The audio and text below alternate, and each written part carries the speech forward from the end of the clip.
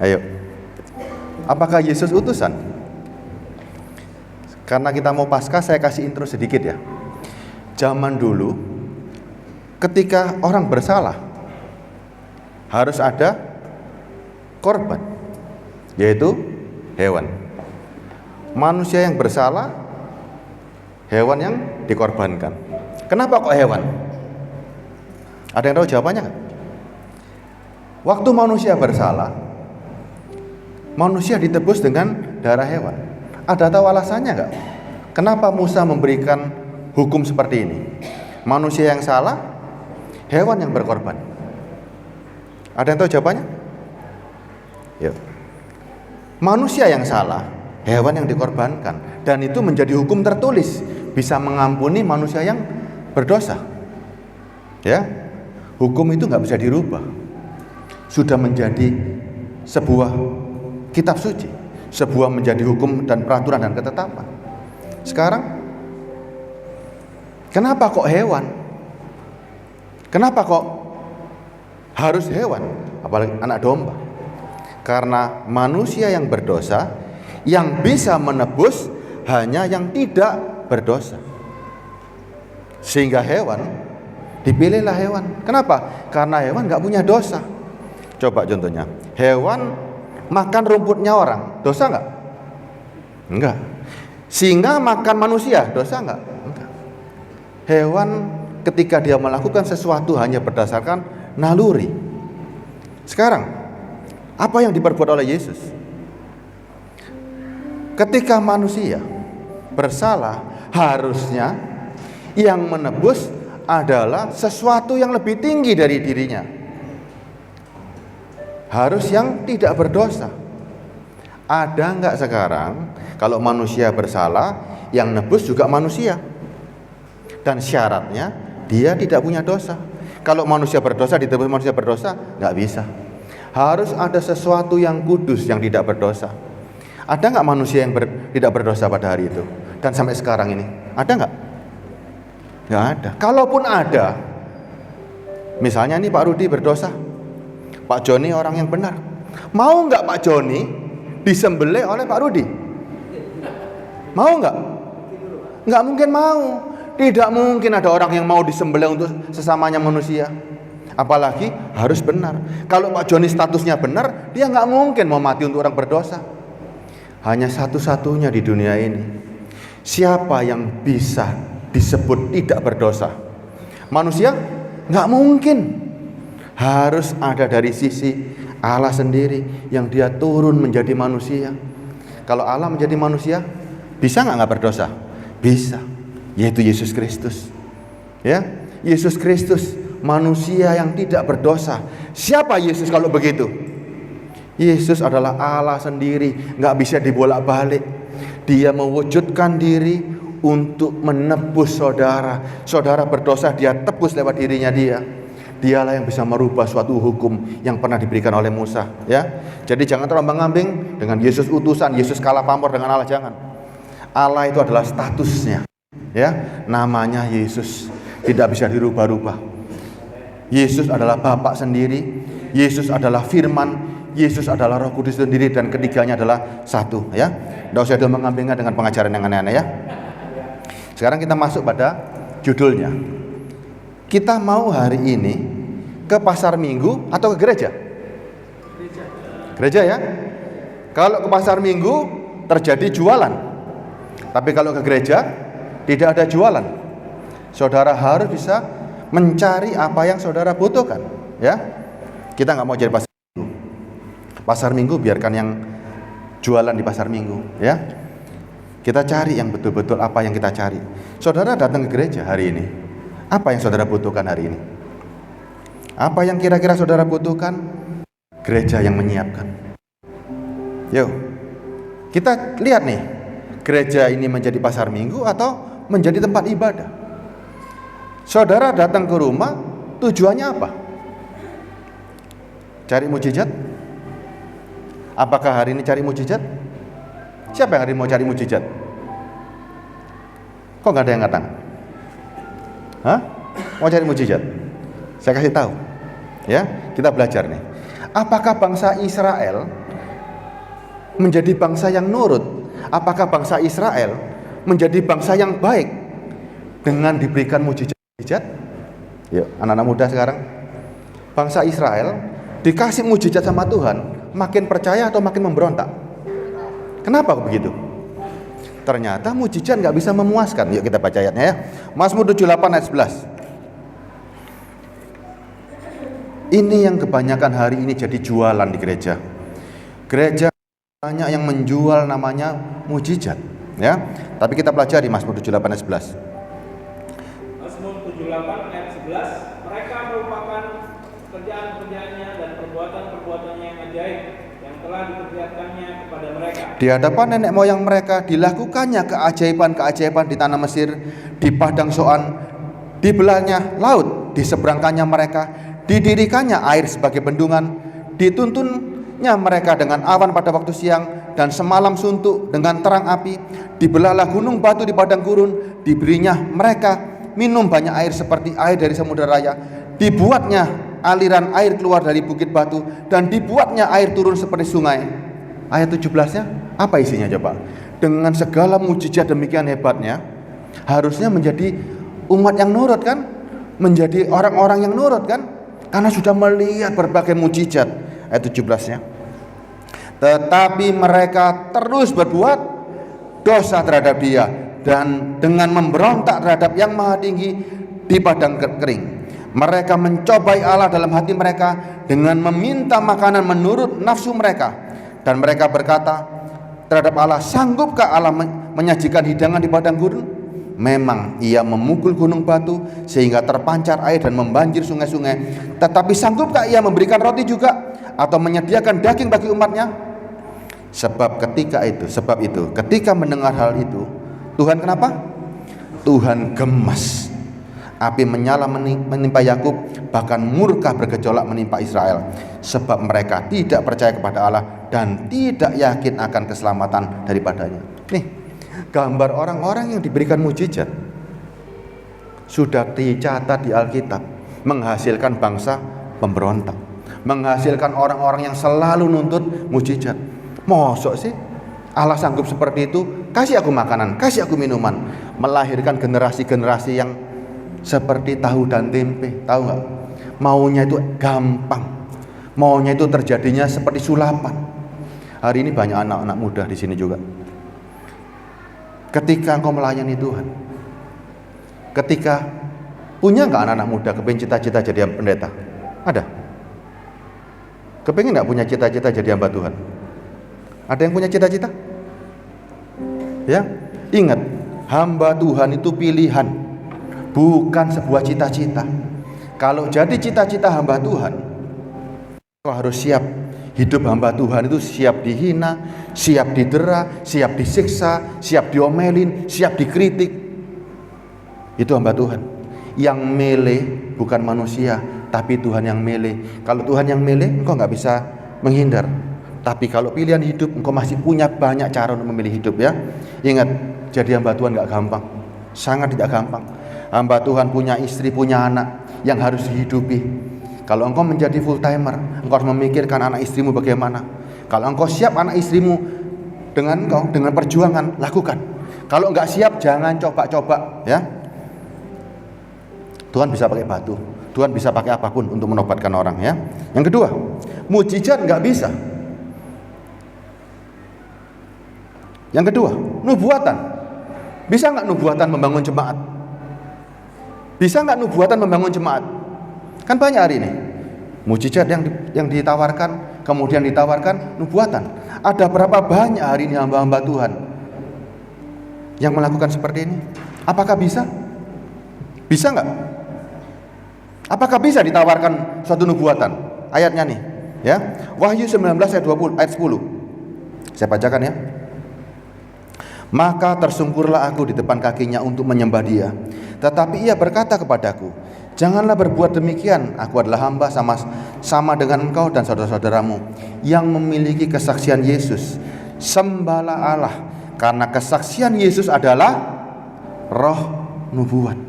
Dalam bahasa Inggrisnya begini loh, Spirit of prophecy adalah kesaksian Kristus, ya. Tidak ada nubuatan-nubuatan yang aneh-aneh. Tidak ada lagi nubuatan yang tentang engkau akan dapat pabrik, engkau akan dapat jodoh, engkau akan dapat begini.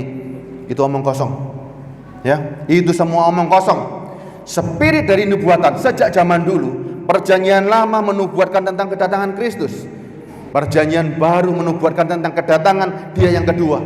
Tidak ada lebih dari itu. Kalau engkau dinubuatkan punya pabrik, punya begini-begini, jangan percaya. Itu rekaan hati dan tipuan. Kalau mau punya pabrik, punya pekerjaan, punya kendaraan, caranya bagaimana anak muda? Kalau engkau punya sepeda motor, gimana caranya? Bekerja. Ada cara lain? Ada cara lain nggak? Coba, anak-anak muda saya tanya. Kalau engkau kepingin punya rumah, ada cara lain selain bekerja? Coba, ada nggak? Ada nggak dengan nubuatan? Ada nggak dengan berdoa? Tidak. Semuanya harus dengan bekerja, dan bekerja itu adalah kebenaran. Ingat loh, bekerja itu kebenaran. Tidak bisa dirubah firman itu. Ada orang kepingin punya anak, dia cari pendeta yang bisa menubuatkan kapan aku punya anak. Kalau engkau punya anak, kawin dulu. Kalau nggak dikasih, Tuhan punya rencana. Ingat loh, Tuhan itu punya rencana. Tuhan itu punya segalanya. Dia punya rencana pribadi ke pribadi. Misal begini, Tuhan dulu bilang begini, Petrus, aku sebentar lagi mau disalib ke Yerusalem. Petrus bilang, jangan Tuhan, jangan seperti itu. Petrus melawan pikiran Tuhan. Hari ini misalnya ada anak muda yang diberi suatu sakit penyakit sama Tuhan. Tuhan punya tujuan nggak ketika orang itu sakit? Pasti. Tapi tiba-tiba ada hamba Tuhan yang datang, tak sembuhkan dalam nama Yesus. Boleh nggak? Tuhan punya rencana sama orang itu. Dia diberi suatu sakit, ada rencana yang indah. Tapi pendeta ngomong, engkau akan disembuhkan dalam nama Yesus. Sedangkan Tuhan Yesus memberikan dia rasa sakit. Gimana coba? Tubuh jasmani selalu ingin cari yang enak, tapi manusia roh selalu ingin kembali kepada Tuhan. Ada perlawanan, ada sebuah perlawanan. Kalau orang itu misalnya dia jatuh miskin, jatuh menderita, seperti Ayub, Tuhan punya rencana terhadap Ayub. Tapi teman-temannya yang datang bukannya menghibur, menghakimi, bahkan menyalahkan Ayub. Hari ini jangan-jangan apa yang kita hadapi adalah rencana Tuhan. Saudara harus mengerti rencana apa yang Tuhan mau atur dalam hidup ini. Apa dengan masalah yang aku terima, apa ini yang harus aku peroleh, ya. Nubuatan hanya satu, kesaksian Kristus, kedatangan Kristus kedua, yang lain tidak ada, ya. Nubuatan tidak bisa dipakai sebagai alat jual beli. Ini saya bacakan ayatnya, Yeremia 5:27. Yeremia 5 ayat 27, ya. Seperti sangkar menjadi penuh dengan burung-burung, demikianlah rumah mereka menjadi penuh dengan tipu. Itu sebabnya mereka menjadi orang besar dan kaya, orang gemuk dan gendut. Di samping itu mereka membiarkan berlalu kejahatan-kejahatan, tidak mengindahkan hukum, tidak memenangkan perkara anak yatim, tidak membela hak orang miskin. Masakan aku tidak menghukum mereka karena semuanya? Demikian firman Tuhan. Masakan aku tidak membalas dendam kepada bangsa yang seperti ini? Kedahsyatan dan kengerian terjadi di negeri ini. Ayat 31 kuncinya, ya. Ini akibatnya. Para nabi bernubuat palsu, dan para imam mengajar sewenang-wenang, dan umatku menyukai yang demikian. Tetapi apakah yang akan kamu perbuat apabila datang kesudahan? Hari ini banyak terjadi nggak? Banyak terjadi nggak reka-rekaan seperti ini? Dan banyak orang menjadi penangkap burung, menjebak orang. Sepertinya orang ditangkap, ya, dikasih gula-gula. Tidak boleh terjadi, ya. Transaksi kita di gereja bukan seperti itu. Ini ada lagi tambahan ayatnya, Yeremia 14 ayat 11.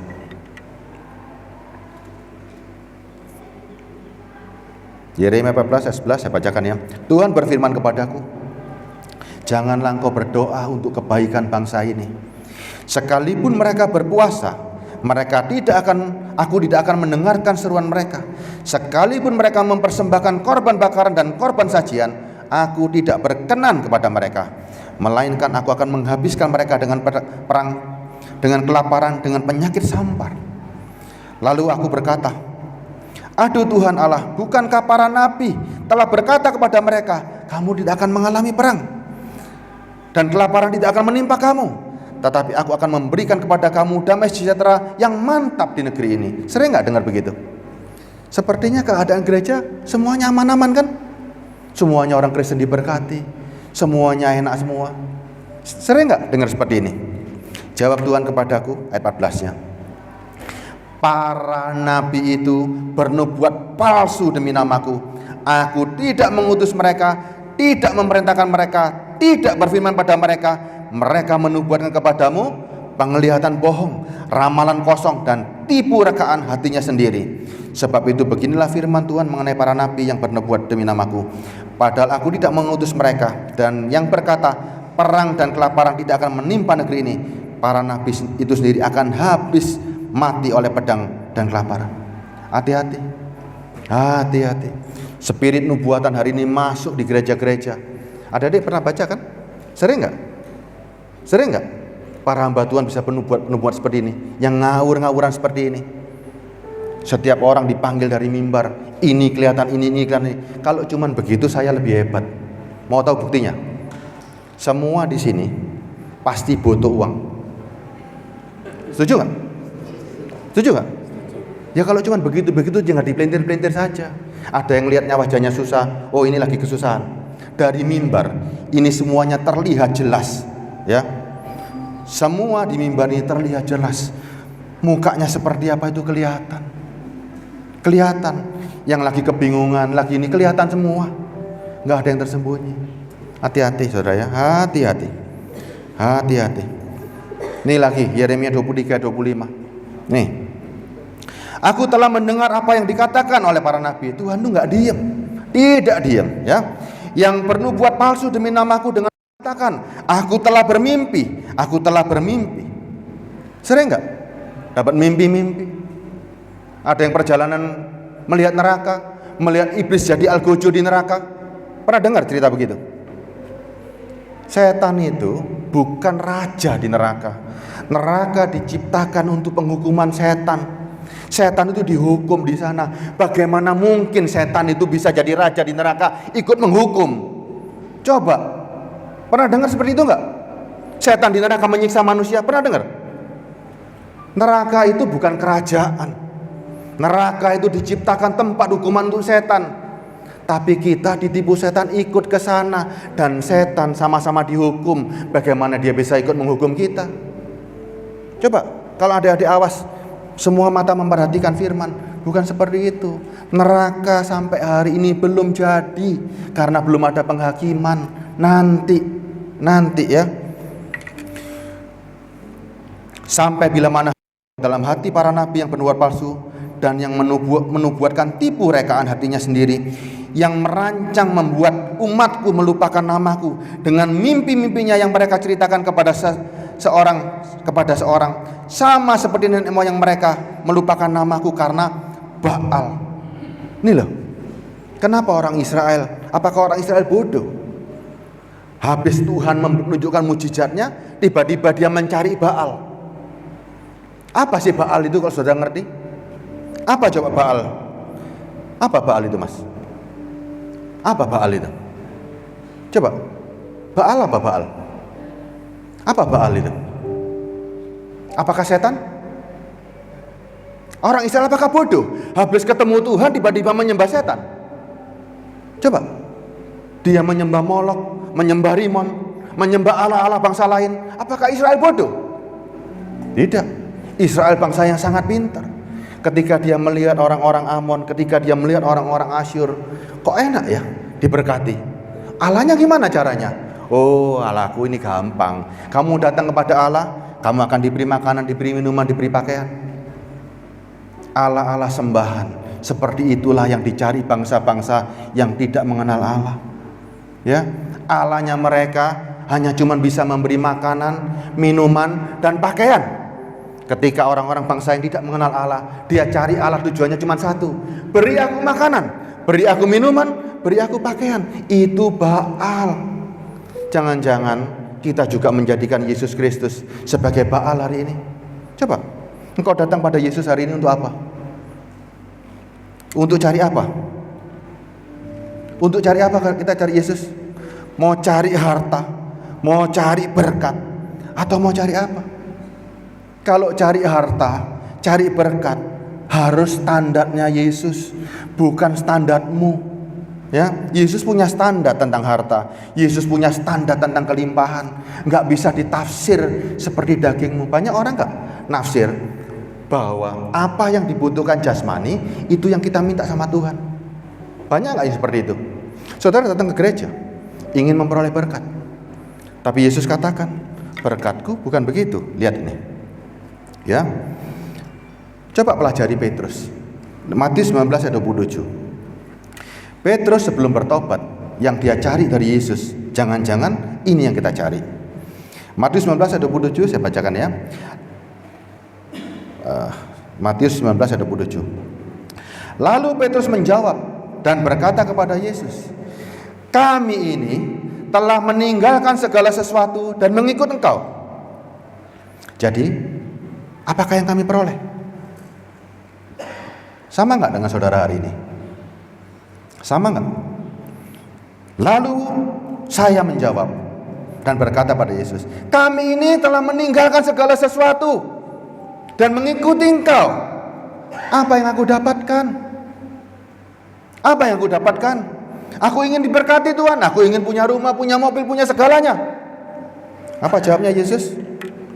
Kata Yesus pada mereka, aku berkata kepadamu, sesungguhnya pada waktu penciptaan kembali, apabila anak manusia bersemayam di tahta kemuliaannya, kamu yang telah mengikuti aku akan duduk di atas tahta 12 tahta untuk menghakimi ke-12 suku Israel. Janjinya kapan? Janjinya kapan? Nanti. Waktu aku datang kembali, waktu penciptaan kembali, engkau akan menjadi hakim atas 12 suku Israel. Yang 29. Dan setiap orang yang karena namaku meninggalkan rumahnya, saudaranya laki-laki atau saudaranya perempuan, bapak atau ibunya, anak-anak atau ladangnya, akan menerima kembali 100 kali lipat, bahkan memperoleh hidup yang kekal. Tapi banyak orang, wah kalau begitu dapat 100 kali lipat ini. 100 kali lipat apa? Saudara harus tahu yang berharga di mata Tuhan itu apa? Harta duniawi atau harta surgawi? Menurut Yesus harta ini apa? Saudara harus paham, jangan carpe dewe.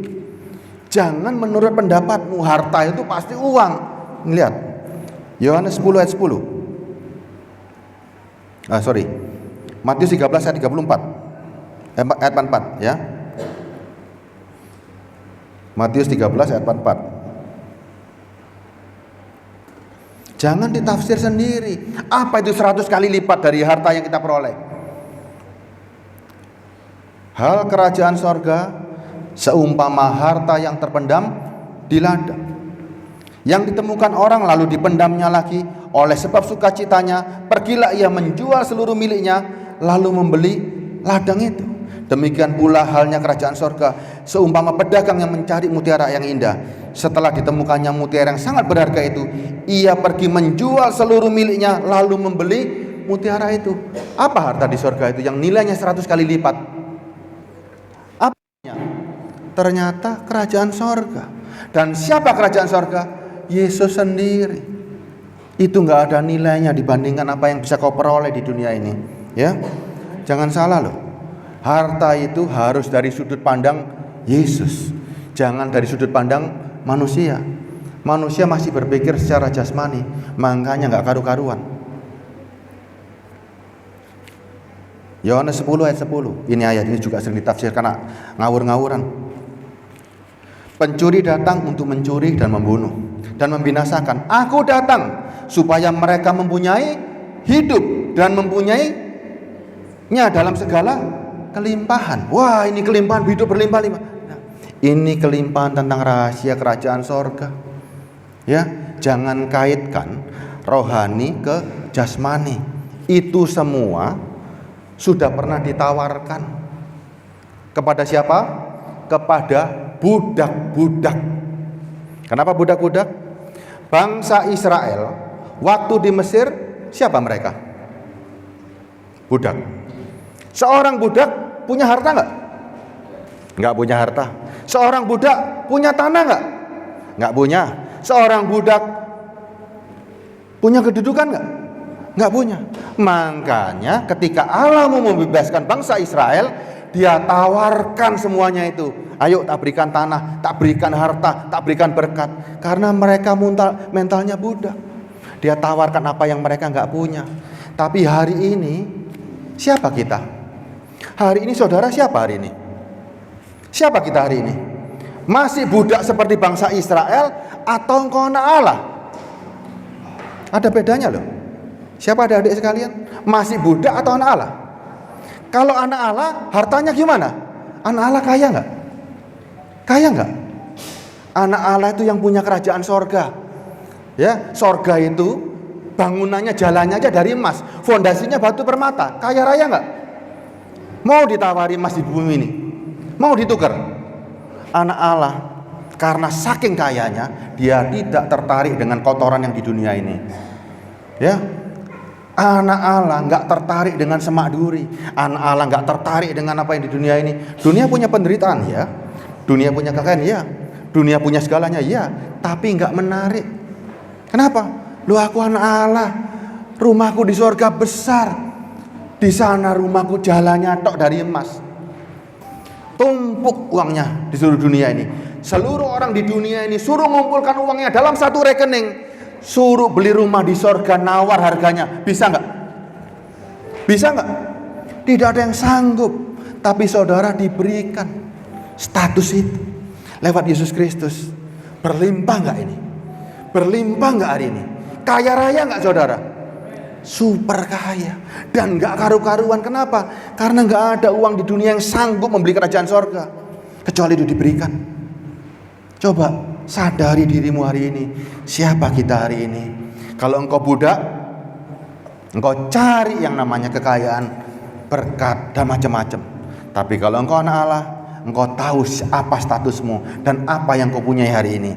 Masalahnya hari ini tidak banyak orang mengetahui statusnya.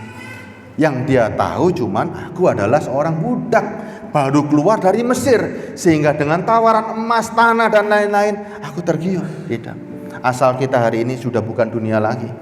Asal kita adalah dari kerajaan sorga. Kenapa begitu? Karena ada Roh Kudus.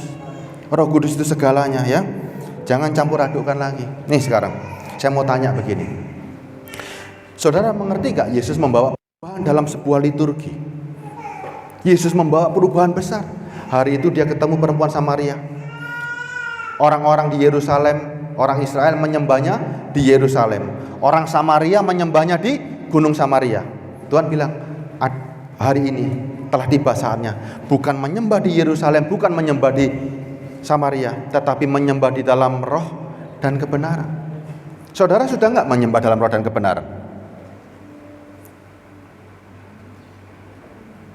Yuk, saya mau tanya sedikit. Sudahkah kita menyembah di dalam roh dan kebenaran? Siapa yang merasa sudah? Yuk, siapa yang merasa sudah? Bagaimana cara menyembah di dalam roh dan kebenaran? Gimana caranya? Ayo, adik-adik anak-anak muda kan semangat nih, karena sering sekolah kan. Gimana caranya menyembah di dalam roh dan kebenaran? Ya, coba pikirkan. Kalimatnya gampang kan? Selama ini kita dengar menyembah di dalam roh dan kebenaran. Caranya gimana? Caranya bagaimana? Memuji. Di mana rohnya kalau gitu? Orang memuji bersuara, orang berdoa kenceng. Di mana Tuhannya?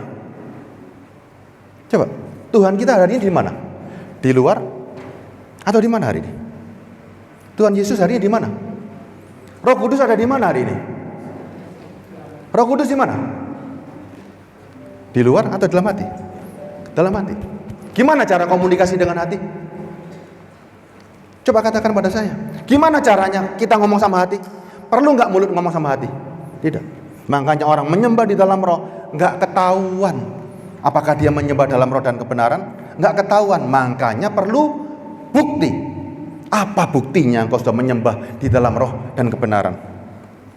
Orang menyembah dalam roh dan kebenaran itu nggak kelihatan, ya, nggak kelihatan. Ini ayatnya.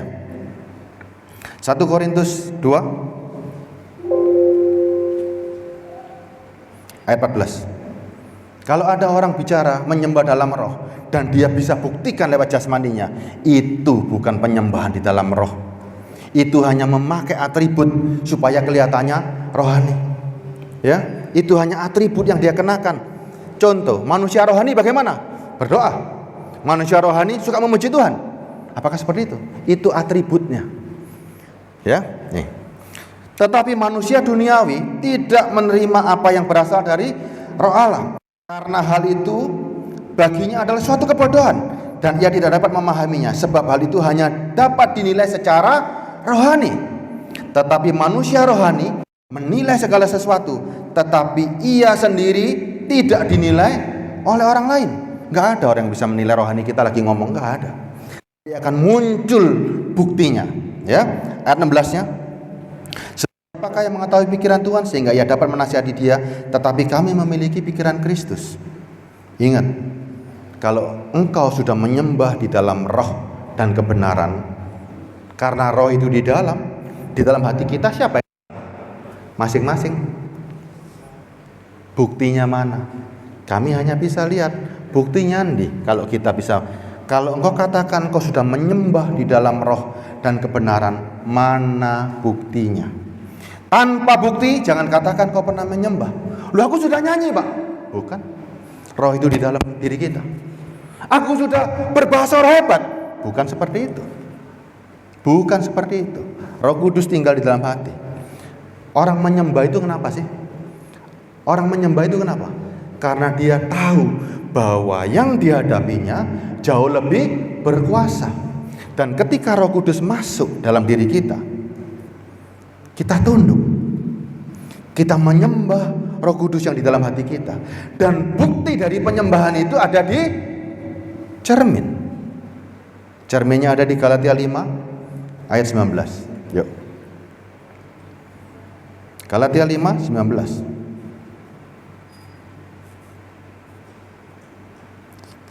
Kita mau cari bukti orang-orang yang menyembah di dalam roh dan kebenaran, ya. Buktinya ialah perbuatan daging telah nyata, yaitu percabulan, kecemaran, hawa nafsu, penyembahan berhala, sihir, perseteruan, perselisihan, iri hati, amarah, kepentingan diri sendiri, pencederaan, dan roh pemecah, kedengkian, kemabukan, pesta pora, dan sebagainya. Betul? Kalau orang menyembah dalam roh, hasilnya ini betul nggak? Coba, orang yang menyembah di dalam roh, hasilnya adalah perbuatan daging, yaitu cabul, percabulan, kecemaran, hawa nafsu. Seperti inikah? Seperti inikah hasilnya orang menyembah di dalam roh?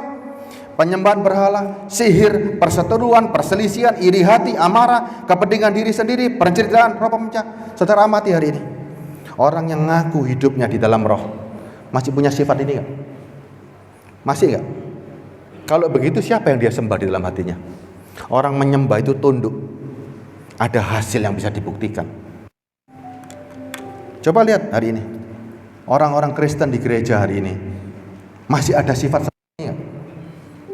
Dia boleh berbahasa rohnya kencang. Suruh dia bahasa roh seminggu berturut-turut, kuat nggak? Suruh dia nyanyi sebulan 24 jam kali 30 hari, kuat nggak? Tapi ada yang kuat. Ada dari diri kita yang kuat untuk berdoa semalam-malaman, untuk berdoa sepanjang hari, untuk berdoa sebulan, untuk berdoa setahun. Siapa dia? Rohmu. Roh kita mampu melakukan itu semua. Roh kita mampu untuk selalu berdoa sama Tuhan. Setiap mata melihat, setiap kita bangun, kita menyembah di dalam roh dan kebenaran, akan terlihat hasilnya. Dan hasilnya bukan seperti ini. Ingat, Paulus katakan apa? Terhadap semuanya itu, ayat 21 ya. Terhadap semuanya itu, kuperingatkan kamu seperti yang telah kubuat dahulu. Barang siapa melakukan hal-hal demikian, apa katanya? Ia tidak akan mendapat dalam kerajaan Allah. Bayangkan. Apalagi yang berdiri di mimbar. Kalau yang berdiri di mimbar masih ada perbuatan daging tadi. Saudara mau? Saudara mau? Wong dia aja nggak dapat bagian kerajaan Allah, terus saudara ikut? Makanya hati-hati, hati-hati.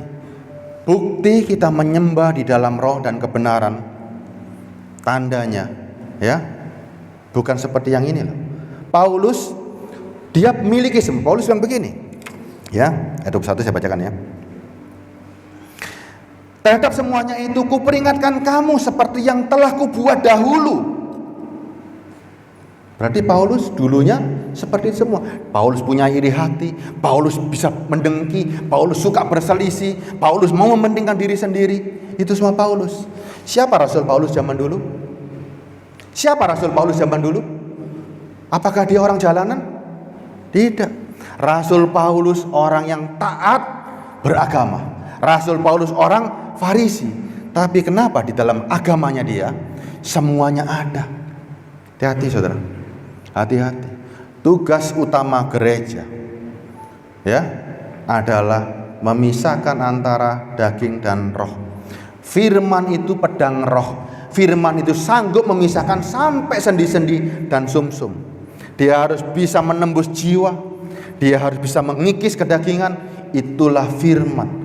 Kalau firman itu tumpul, bahkan firman itu mematikan roh, berarti di tangan yang salah.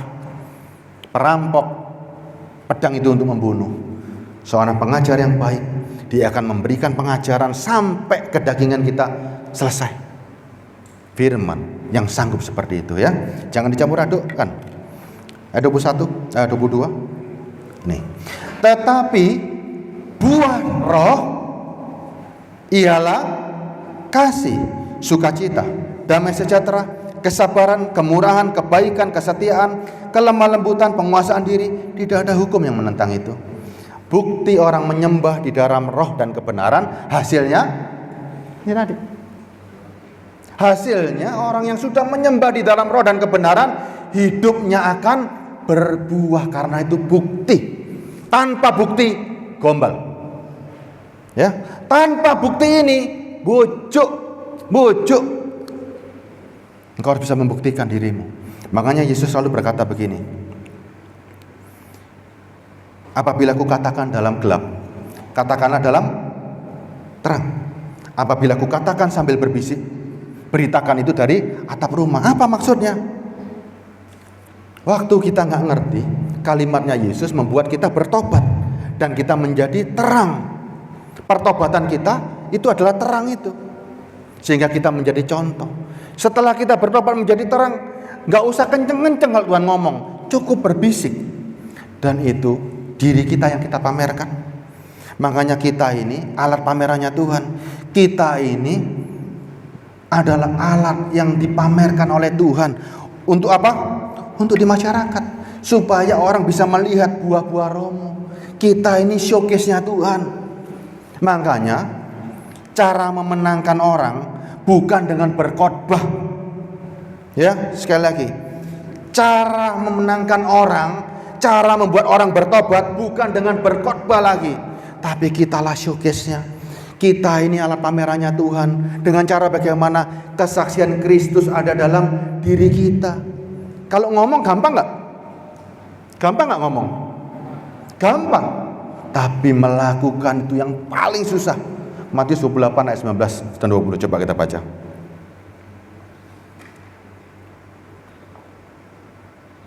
Matius 28 ayat 19. Jadikan semua bangsa, karena itu pergilah, jadikan semua bangsa muridku, dan baptislah mereka dalam nama Bapa, Anak dan Roh Kudus. Setuju gak ini? Caranya gimana? Ini kan harus lihat nih. Caranya gimana? Yuk, gimana caranya membuat mereka jadi murid? Gimana? Sekolah STT, jadi pendeta, begitu gak? Begitu gak nih? Yuk, ayat 20-nya kita baca. Saya kalau sama anak muda ini semangat ya. Karena mereka cepat berpikirnya. Kalau yang tua-tua kadang-kadang lelet. Ya. Karena sudah terlanjur makan muntahan.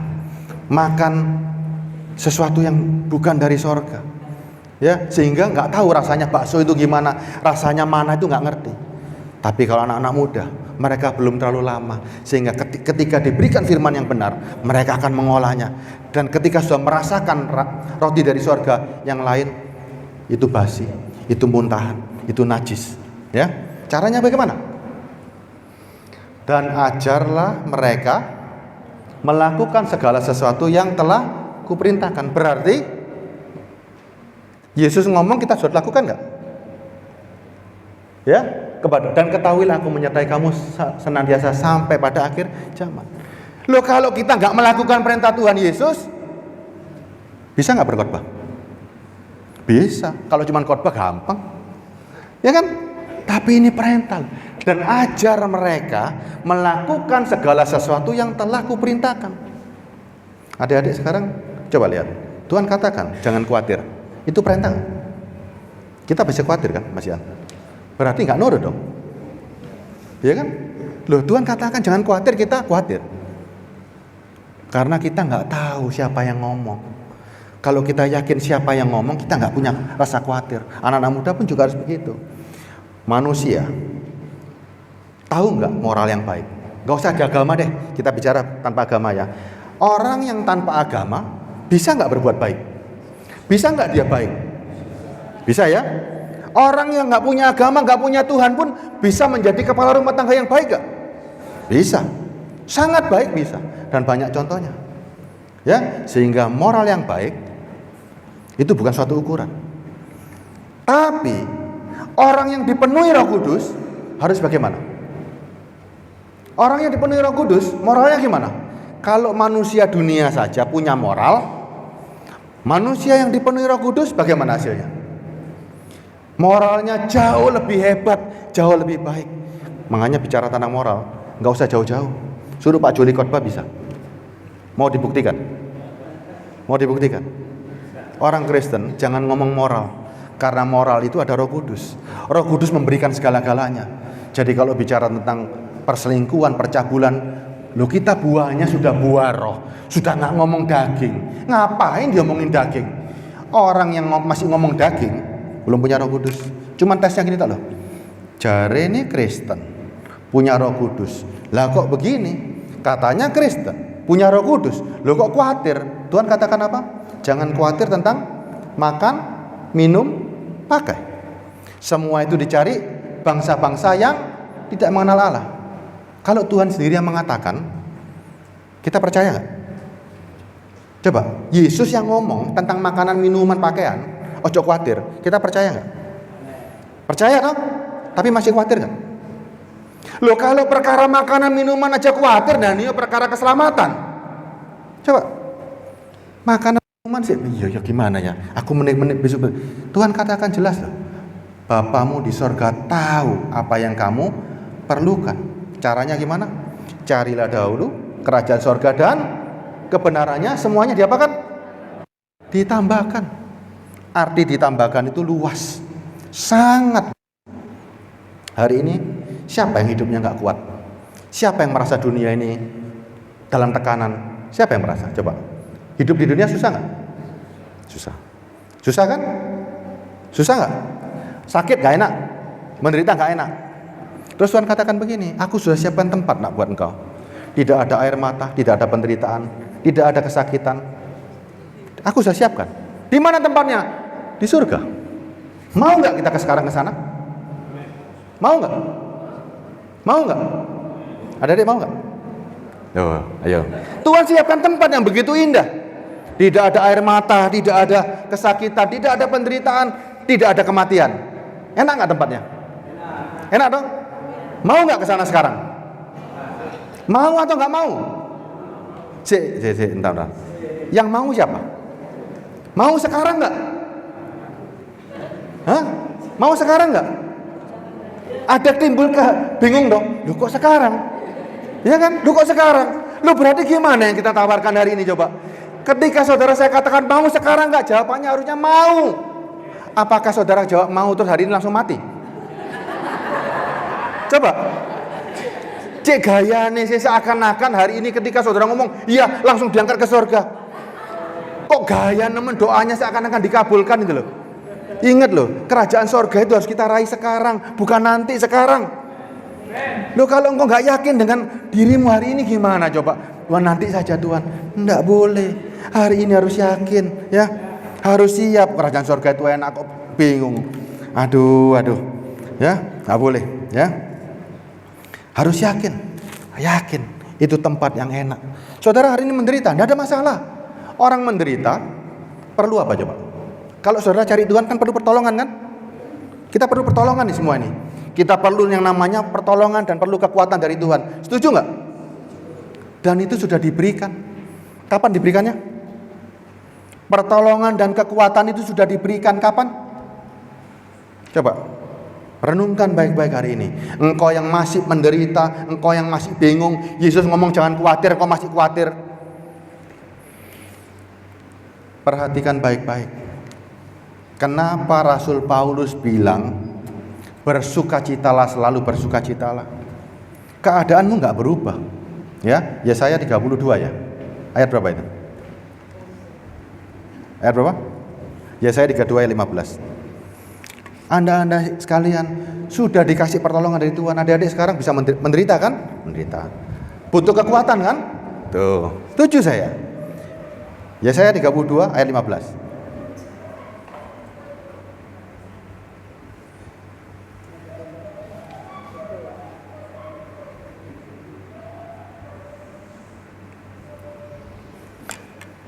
Saya baca ya.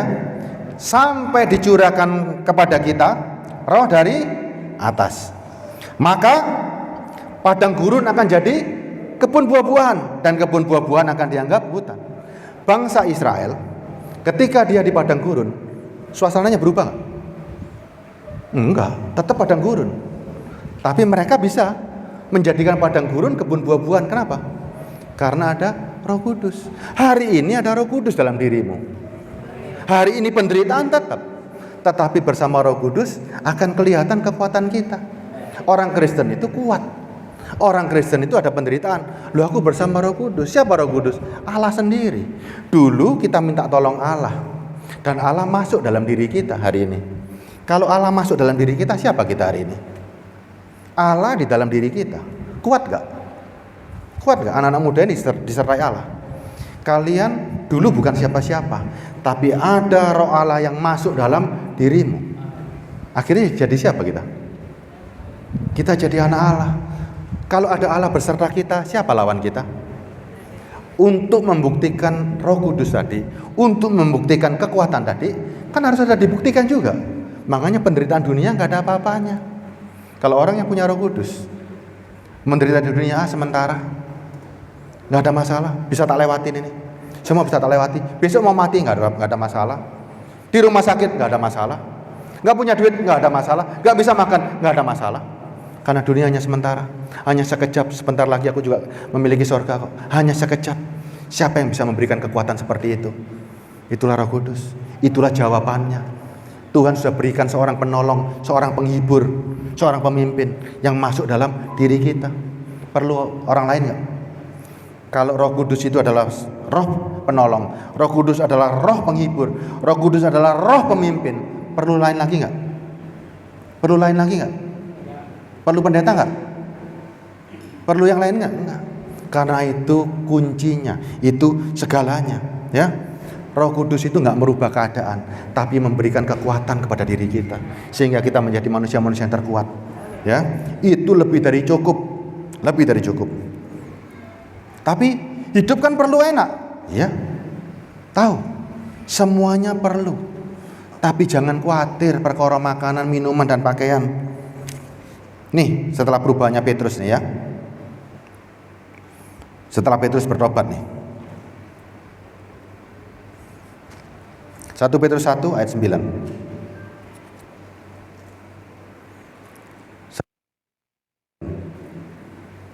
Dulu Petrus tanya, olehku apa? Dan sudah dijawab, engkau mendapat harta sorgawi. Dan harta sorgawi itu akan memberikan kepada kita suatu tujuan yang jelas. Karena kamu telah mencapai tujuan imanmu. Tujuannya apa? Yaitu keselamatan jiwamu. Dan keselamatan itulah yang diselidiki, diteliti oleh nabi-nabi yang telah bernubuat tentang kasih karunia yang diuntukkan bagimu. Oh, ternyata yang dicari cuma keselamatan. Iya. Karena keselamatan nggak bisa saudara dapatkan dari yang lain-lain. Cuma satu nama, Yesus Kristus. Makanya kalau mau ke gereja, Kalau mau datang ke sini, cuman cari keselamatan yang Yesus tawarkan. Kalau urusan lain-lain sudah diberikan Roh Kudus, masih kurang. Saudara, masih kurang. Mujizat terbesar sudah diberikan, yaitu Allah yang masuk dalam diri kita. Sudah nggak kurang apa-apa lagi. Kalau masih nuntut mujizat, berarti saudara kurang. Coba, Allah sendiri masuk dalam diri kita. Tuhan tahu nggak kita butuh pertolongan? Tahu kan? Dia berikan roh penolong, dia berikan penghibur, dia berikan roh kebenaran, dia berikan pemimpin. Masuk dalam diri kita. Kalau masih kurang, berarti kurang. Kurang ajar. Kurang ajar. Sudah dikasih roh demikian hebatnya masih kurang terus. Gak boleh. Roh Kudus cukup. Makanya tadi, bukti orang menyembah di dalam roh dan kebenaran akan ada kekuatan ekstra, yaitu benih ilahi menghasilkan buah-buah roh. Tanpa buah-buah roh, bujuk, ya. Bujuk, hati-hati saudara. Hati-hati Pak. Itulah bukti kita menyembah di dalam roh dan kebenaran. Dan orang Kristen terlihat kekuatannya dari buah-buah roh tadi. Tanpa itu semua nggak bisa. Makanya cermin harus jelas. Gambar siapa yang keluar. Nanam jagung, keluarnya semangka. Hah? Gimana Dedek? Nanam jagung keluarnya apa? Nanam padi keluarnya? Kalau yang masuk Roh Kudus, yang kita sembah di dalam sini Roh Kudus, hasilnya buah roh. Nggak mungkin hasilnya buah daging. Kalau hasilnya buah daging, berarti nggak pernah menyembah di dalam roh dan kebenaran. Hasilnya harus buah roh. Kalau enggak itu bukan dari Tuhan, ya. Jelas ya? Jelas ya? Hati-hati dengan penyamaran hari ini. Matius 12:23. Masih ada waktu enggak? Biasanya berapa lama? Masih ya? Saya selesaikan 5 menit ya, boleh ya? Supaya saudara tidak terkecoh. Matius 12:43. Saya bacakan ya. Apabila roh jahat keluar dari manusia, ia pun mengembara ke tempat-tempat yang tandus mencari perhentian, tetapi ia tidak mendapatkannya. Roh jahatnya diusir ini. Ayat 44, lalu ia berkata, aku akan kembali ke rumah yang telah kutinggalkan. Maka pergilah ia mendapati rumah itu kosong, bersih tersapu, dan rapi teratur. Lalu ia keluar mengajak 7 roh jahat lain yang lebih jahat daripadanya, dan mereka masuk dan berdiam di situ. Maka akhirnya keadaan orang itu lebih buruk dari keadaannya semula. Demikian juga akan terjadi, akan berlaku atas angkatan yang jahat ini. Tanda orang punya 1 + 7 roh jahat, apa tandanya hari ini? Kalau saudara lihat hari ini, firman ini mengatakan ada orang yang roh jahatnya 1 sudah keluar, masuk 7 roh jahat. Keadaan orang itu gimana? Kira-kira gimana anak-anak muda? Ayo. Gimana keadaannya hari ini? 1 roh jahat sudah keluar, dia bawa 7 lainnya lebih jahat, berarti ada 8 masuk. Keadaan orang itu gimana kira-kira? Hah? Dikatakan lebih buruk. Lebih buruknya gimana ini? Lebih buruknya gimana? Apakah keadaannya misalnya ini ya, seorang perampok jadi lebih merampok lagi, lebih ganas lagi begitu? Coba. Keadaan orang yang dimasuki 8 roh jahat, gimana ciri-cirinya? Ciri-cirinya gimana?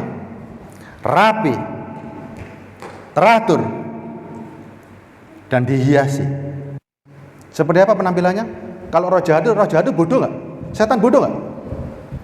Setan bodoh nggak? Mau menampilkan kayak kuntilanak gitu? Enggak. Ketika dia masuk dalam dirimu, engkau yang sudah bertobat menjadi orang yang rapi, bersih, tapi kosong, tanpa Roh Kudus, setan masuk. Kita bisa, pertobatan kita nggak hilang. Orang melihat kita orang yang bertobat, rapi, teratur, dihias dengan gelar-gelar tetek bengek dan lain-lain, tapi isinya tulang belulang, isinya setan. Lebih jahat nggak? Lebih jahat nggak? Kalau orang jahat bawa parang, kelihatan jahatnya, orang takut, setuju ya? Tapi kalau ada orang jahat berdasi, bibirnya manis,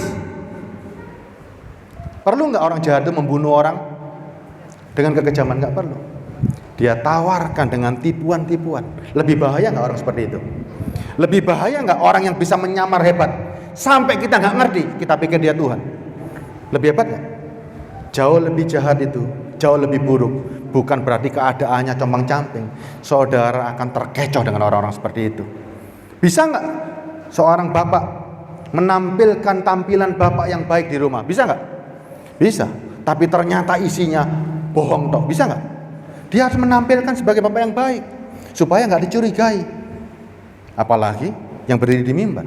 Saya bisa pakai ayat-ayat, saya bisa pakai apapun, karena saya mengerti hukum, karena saya menjadi seorang lawyer. Saya bisa akali ayat-ayat hanya untuk kepentingan diri saya sendiri. Tapi jubah saya yang saudara lihat kan, oh jubah ini pendeta ya. Nggak mungkin pendeta ngomong asal-asalan. Saya bisa pakai seperti itu. Dan iblis bisa bersembunyi di dalam jubah saya. Iblis bisa bersembunyi dalam gelar saya. Dia jauh lebih hebat, jauh lebih pintar, jauh lebih dari segala-galanya. Sehingga Anda terkecoh. Iblis itu bukan barang bodoh, bukan roh yang bodoh. Itu spirit yang sangat-sangat pintar. Hati-hati dengan tampilan begini ya. Hati-hati. Yang bisa mengalahkan hanya Roh Kudus. Ya. Matius 24. Engkau seperti luarnya dilabur putih, tapi dalamnya tulang belulang.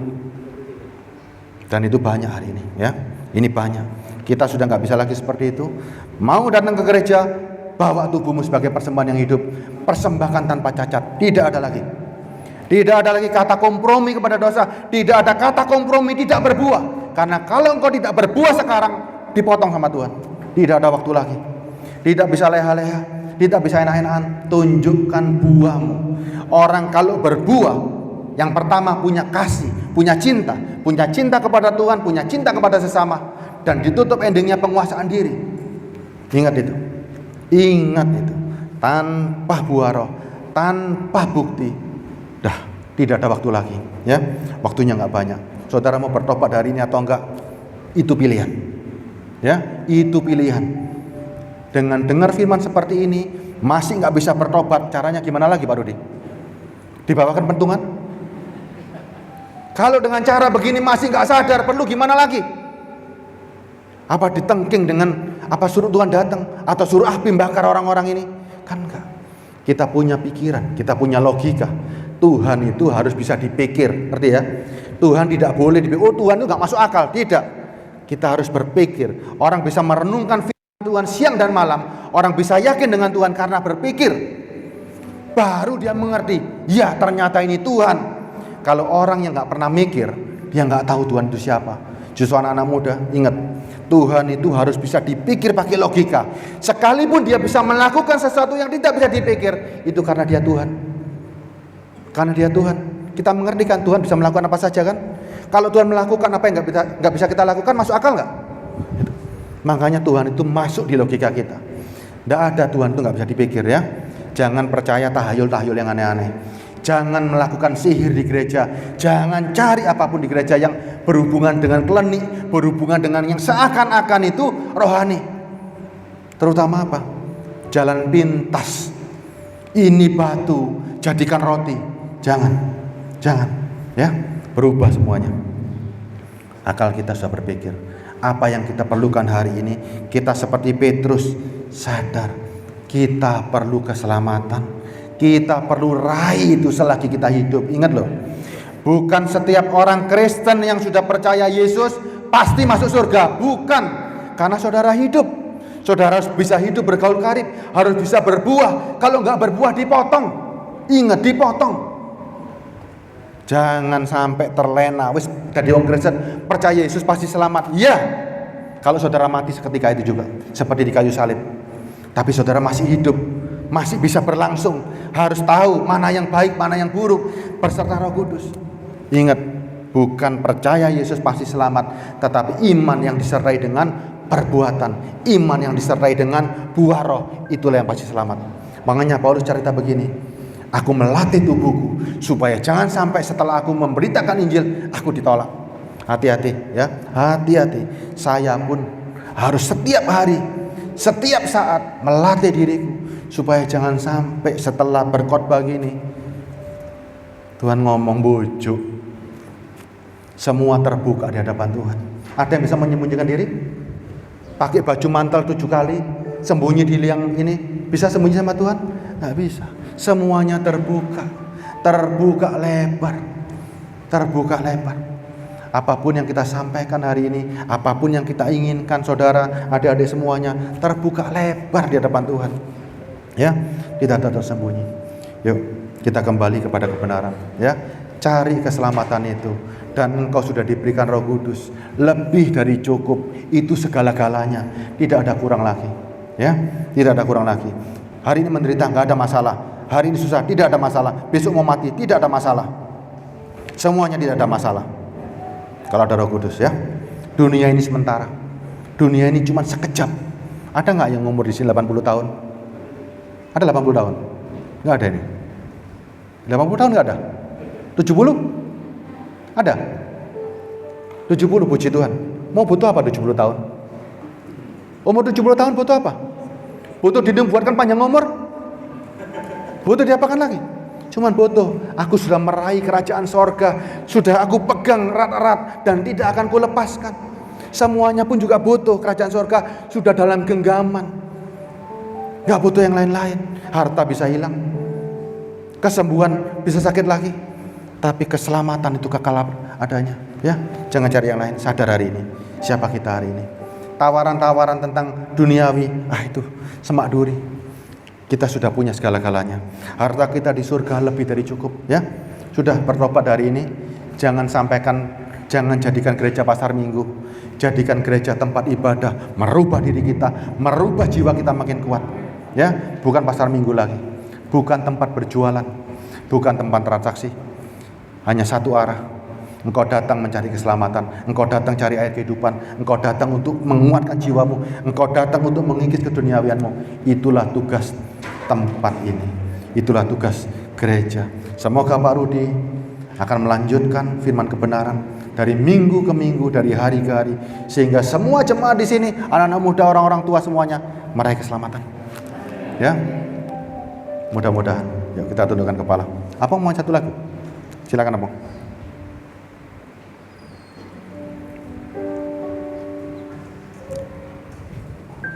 Shalom. Hari ini kita diberkati oleh Tuhan. Amin. Akan dari Roh itu akan bukan mujizat.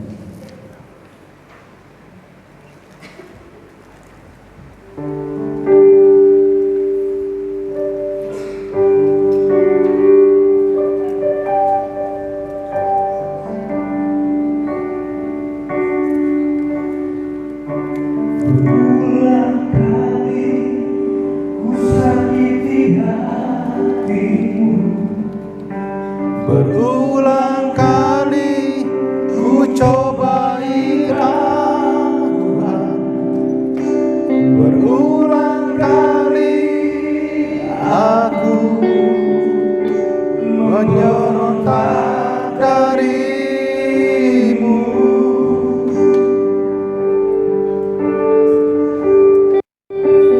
Mujizat demi mujizat, lihat tak memuaskan hatiku, berkat demi berkat, terima tak memuaskan maksudku.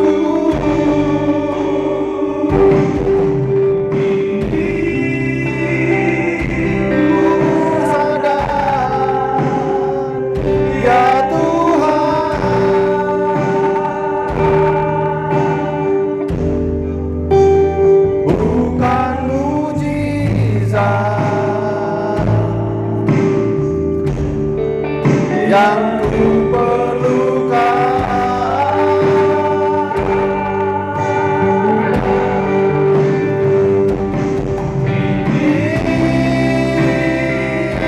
ku sadar, ya Tuhan,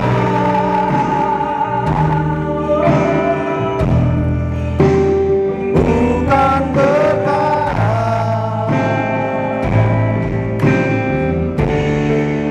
yang ku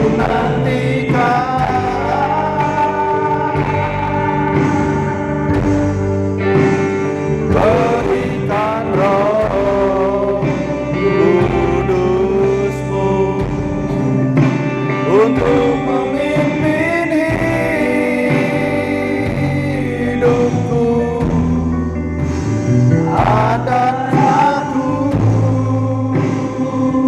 berkenan di hadapanmu.